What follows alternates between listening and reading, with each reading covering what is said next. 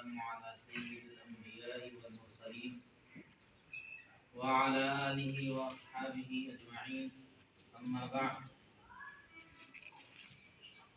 عن عبد الله بن عمرو رضي الله تعالى عنه قال رسول الله صلى الله عليه وسلم: يقال لصاحب القرآن اقرأ وارتقي ورتل كما كنت ترتل في الدنيا فإن منزلتك عند آخر آية تقرأ بها. هذا حديث حسن صحيح، أو كما قال عليه الصلاة والسلام. معزز حاضرین اور سامعین، بہت ہی مبارک محفل میں آپ حضرات اپنا قیمتی وقت فارغ کر تشریف لائے ہیں اور آپ کا آنا بہت مبارک ہے۔ یہ محفل قرآن کی نسبت سے منعقد کی گئی ہے۔ ایسے موقع پر جبکہ ہمارے یہاں ایک بچہ مسلسل الف با سے لے کر ناظرہ قرآن اور اس کے بعد حفظ قرآن مکمل 30 پارے جب اس نے مکمل کیے تو یہ مجلس دراصل ان کے والدین کی طرف سے اور ان کے خاندان کی طرف سے منعقد کی گئی، اور انہوں نے اپنی خوشی کا اظہار کیا ہے، اور دنیا میں اس سے بڑا کوئی خوشی کا موقع نہیں ہو سکتا ہے کہ کسی کا بچہ حافظ قرآن ہو جائے، خاص کر اس دور میں جبکہ لوگ اپنے تمام بچوں کو دنیاوی تعلیم کی طرف لے جا رہے ہیں اور دنیا کے حصول کے لیے جتنا بھی پیسے ان کو خرچ کرنا ہو اس کے لیے کرنے کے لیے تیار ہیں، لیکن حافظ قرآن بنانا یا عالم بنانا اس دور میں بہت ہی مشکل ہو گیا ہے۔ مسلمانوں کے جو پرسنٹیج ہیں ہندوستان میں، اس کے صرف 2% بچے مدرسے میں تعلیم حاصل کرتے ہیں، 98% بچے مدرسے میں تعلیم حاصل نہیں کرتے، اور ان 2% میں سے بھی صرف مشکل سے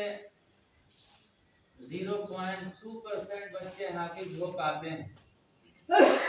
کیونکہ بچوں کو گارجین حضرات جس جذبے اور دل کے ساتھ مدرسے میں لا کر پہنچاتے ہیں، اور جب ان پر محنت شروع کی جاتی ہے اور بچے پر جب اس کا بوجھ پڑتا ہے تو بچہ عام طور سے گارجین کو غلط رپورٹ دیتا ہے، کیونکہ اس پر بوجھ پڑنا شروع ہو گیا اور وہ اس کا صحیح وقت کا استعمال شروع ہو جاتا ہے، تو اس کو کھیلنے کی گھر میں عادت ہے، ٹہلنے کی گھر میں عادت ہے، لیکن مدرسے میں جب وہ آیا تو اس کو ٹائم سے سب ہو جائے گا، سونا اس کا ٹائم سے ہو جائے گا، اٹھنا اس کا ٹائم سے ہو جائے گا، کھانا اس کا ٹائم سے ہو جائے گا، اور پڑھنا لکھنا سب ٹائم سے ہو جائے گا، کھیلنا بھی اس کا ٹائم سے ہو جائے گا۔ اگر وہ چاہے یہاں کی اپنی مرضی سے ہم کسی طرح سے کوئی چیز کر سکیں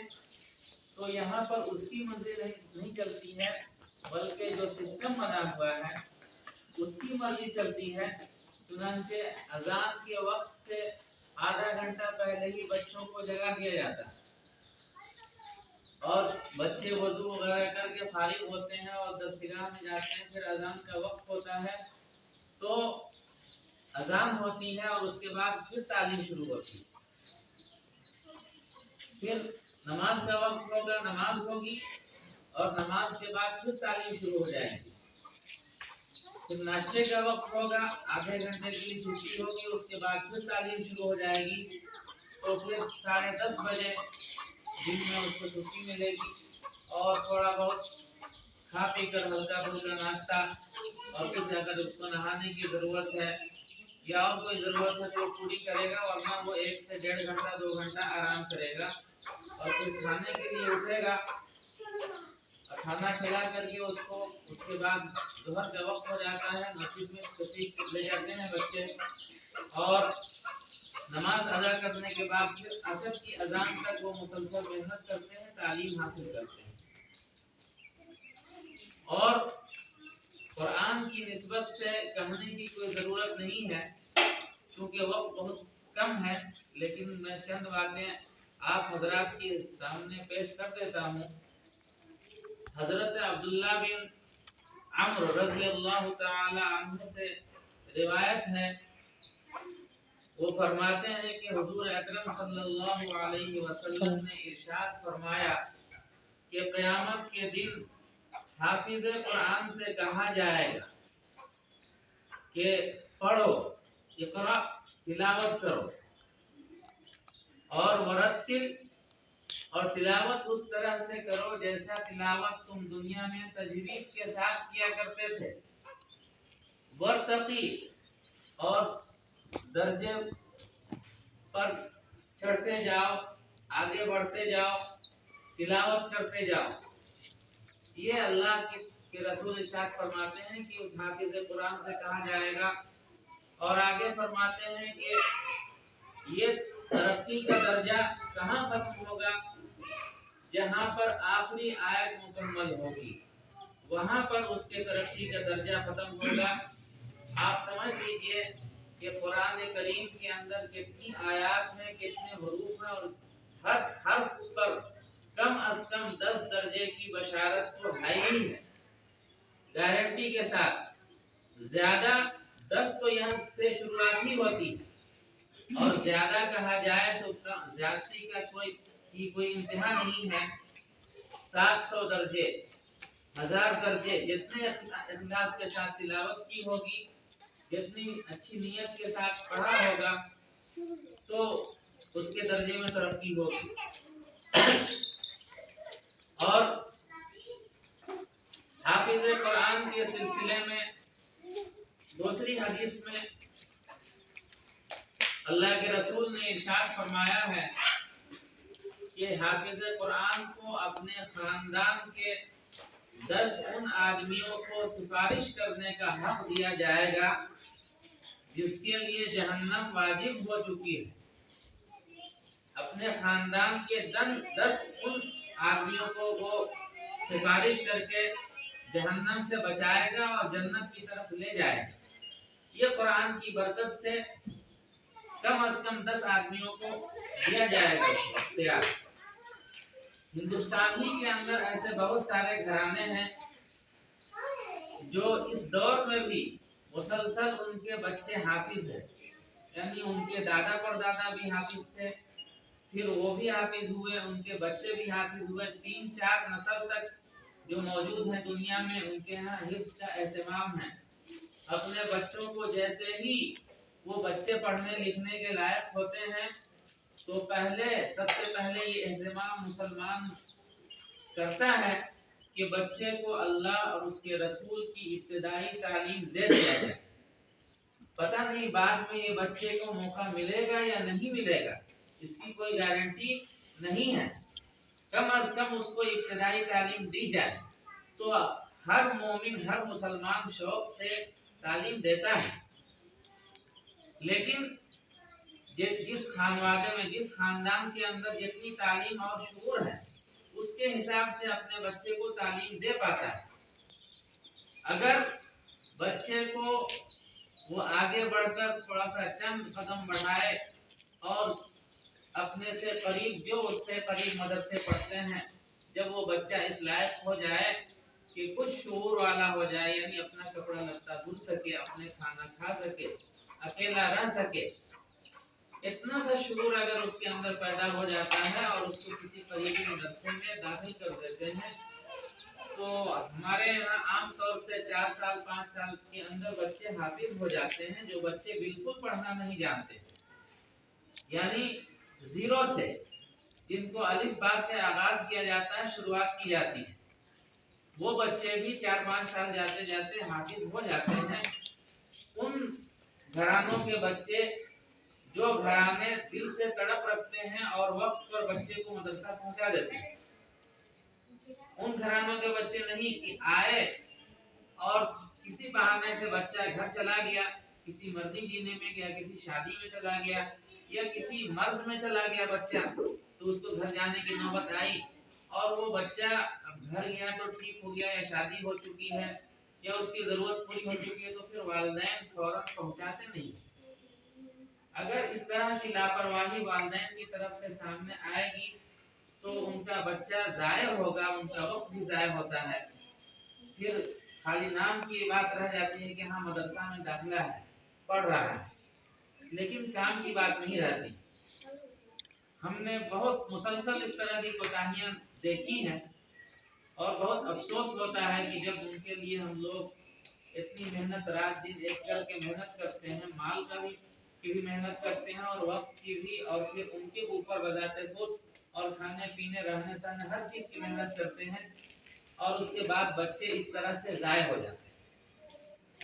हैं। बहुत ही अफसोस होता है उस मौके पर। और एक हदीस पाक में अल्लाह के रसूल ने और इरशाद फरमाया है कि जिनके बच्चे हाफिज हो जाएंगे उनके वालिदैन को क़यामत के दिन ऐसा लिबास पहनाया जाएगा जिस लिबास की रोशनी सूरज की रोशनी से ज्यादा होगी। जब उनके वालिदैन को ऐसा लिबास पहनाया जाएगा तो उसका क्या करना है, जो खुद हाफिज होगा उसको कैसा लिबास पहनाया जाएगा। आप खुद तसव्वुर कर सकते हैं कि जब उसके सदक़े में उसके वालिदैन को इस तरह का लिबास पहनाया जा रहा है अल्लाह की तरफ से तोहफे में, तो उसके वालिदैन को किस तरह का लिबास पहनाया जाएगा। उस बच्चे को जो खुद हाफिज है उसके एजाज और इकराम का इंतहा नहीं रहेगा। और अल्लाह ने जो कुरान के अंदर ये आयत नाजिल फरमाया है, इन्ना नहनु नज़्ज़लना ज़िक्र व इन्ना लहू लहाफ़िज़ून, कि बेशक हमने ही कुरान को नाजिल किया है और हम ही इसकी हिफाजत फरमाएंगे। तो अल्लाह पाक की तरफ से दूसरी पुरानी जितनी भी किताबें हैं, तौरात हैं, इंजील हैं, दीगर दूसरे सहीफे हैं जो अल्लाह की तरफ से नाजिल हुए हैं, उनके लिए अल्लाह ने बजाते खुद गारंटी नहीं ली, बल्कि उन सहीफों को उनकी उम्मतियों के हवाले कर दिया, उस उम्मत के हवाले कर दिया जिस वक्त नाजिल किया। ये कुरान का ऐसा एजाज है जो दूसरी कौमों के अंदर किसी के अंदर नहीं पाया जाता है कि उनकी मजहबी किताबों के हाफिज कहीं भी नहीं मिलेंगे किसी किताब के। कुरान ही एक ऐसी किताब है अल्लाह की तरफ से जिसके हाफिज मिलते हैं और बच्चे के अंदर दिलो दिमाग में ये बहुत आसानी से उतर जाता है। ऐसा नहीं है कि दूसरी जो मजहबी किताबें हैं उनके हाफिज आपको मिलेंगे, नहीं, पुराने दौर में भी उनके हाफिज नहीं मिला करते थे और इस दौर में भी नहीं मिलेंगे, लेकिन कुरान की जमानत खुद अल्लाह ने दी है। इसकी वजह से आपको दुनिया का कोई मुल्क, कोई इलाका ऐसा नहीं है कि वहाँ पर हाफिज आपको न मिले। यहाँ तक कि इस गई गुजरी हालत में जबकि फिलिस्तीन की जंग चल रही है और मुसलमानों के पूरे शहर, पूरी आबादी तहस नहस होकर और कत्ले आम हो रहा है वहाँ पर, तो वो मुसलमान जो पनाह लेने के लिए सख्ती इतनी सख्त है, उसके बावजूद वो औरतें और वो बच्चे और वो बूढ़े जो पनाह लेने के लिए उन्होंने कैंप का लगाया अपना कैंप, तो जहाँ अपने रहने के लिए कैंप बनाया उन्होंने फौरन अपनी तालीम के लिए भी इंतजाम कर लिया। आप देखिए कि वो मुसलमान इस हालत में भी किस तरह का इंतजाम कर रहे हैं कि अगर उन्होंने अपने लिए झोपड़ी बनाई है रहने के लिए तो अपनी तालीम के लिए उन्होंने फौरन इंतजाम किया और जैसे ही एक दिन रहे दूसरे दिन से बच्चों को वहाँ पर पढ़ाने लगे। ये हम लोगों के लिए इतने अमन व अमान में और ऐश व इशरत में रहने के बावजूद हम लोग अपने बच्चों को इस तरह से नहीं कर सकते, करते ही नहीं, लापरवाही है। لیکن آپ دیکھیے کہ وہ ایک بچہ شہید ہو گیا، اس کے والد شہید ہو گئے، اس کے دادا شہید ہو گئے، پورا خاندان شہید ہو گیا ہے، لیکن ایک عورت، دو عورت اور ایک گارجین، دو گارجین بچے ہیں، انہوں نے فوراً تعلیم کا انتظام کر دیا۔ اور اس گئی گزری حالت میں ان کے یہاں حفاظ کی کوئی کمی نہیں ہے۔ وہ قوم قریب کم از کم 70 سے اوپر سالوں سے وہ قوم حالت جنگ میں ہے، نہ اس کے پاس آمدنی کا کوئی ذریعہ ہے، اس کو قید کر دیا گیا ہے ایک علاقے میں، بس 24 کلومیٹر کے اندر اس قوم کو، پوری قوم کو قید کر دیا گیا ہے ہر طرف سے، نہ کوئی آمدنی کا کوئی ذریعہ ہے، نہ کمانے کا کوئی ذریعہ ہے،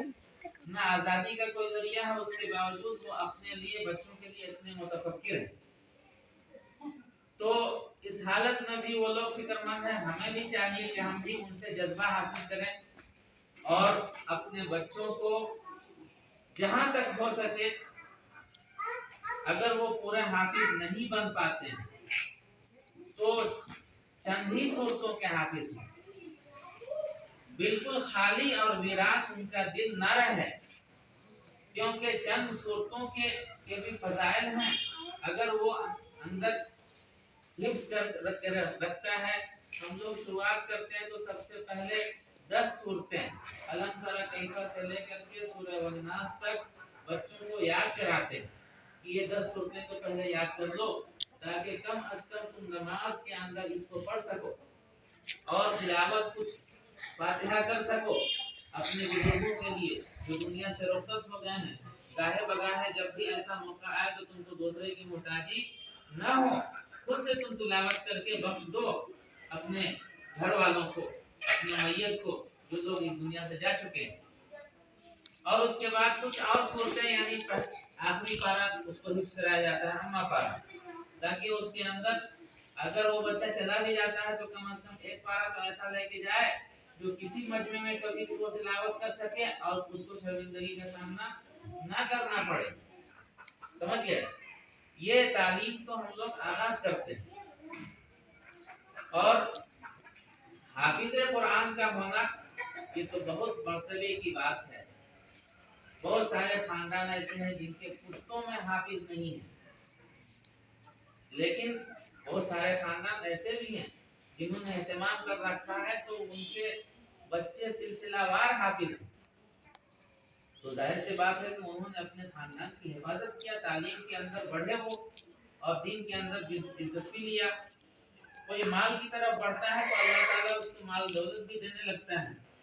کوئی تجارت کی طرف بڑھتا ہے تو اس کو اللہ پاک تجارت میں بڑھانے لگتے ہیں، اور جو جس لائن میں بڑھتا ہے اللہ پاک بڑھانے لگتے ہیں۔ بچے کو آپ جس سمت میں بڑھائیے گا اللہ پاک اس کو بڑھا دیں گے اور برکت دیں گے اس لائن میں۔ یہ گارجین شپ کی ذمہ داری ہے کہ وہ اس کو کس لائن میں پڑھا رہا ہے اور کتنی نگرانی اور اہتمام کے ساتھ اپنے بچوں کی تعلیم اور وقت کو کام میں لا رہا ہے۔ اور ایک حدیث آخری میں پیش کرتا ہوں۔ اس حدیث پاک میں اللہ کے رسول صلی اللہ علیہ وسلم نے ارشاد فرمایا ہے کہ وہ شخص جس کے دل کے اندر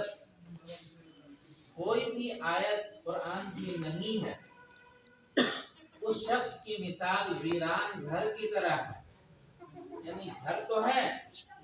لیکن ویران ہے، اس میں رہنے والا کوئی نہیں ہے، اس کو جھاڑو پوچھا کرنے والا، اس کی صاف صفائی کرنے والا کوئی نہیں ہے، تو وہ ویران گھر کی طرح ہے۔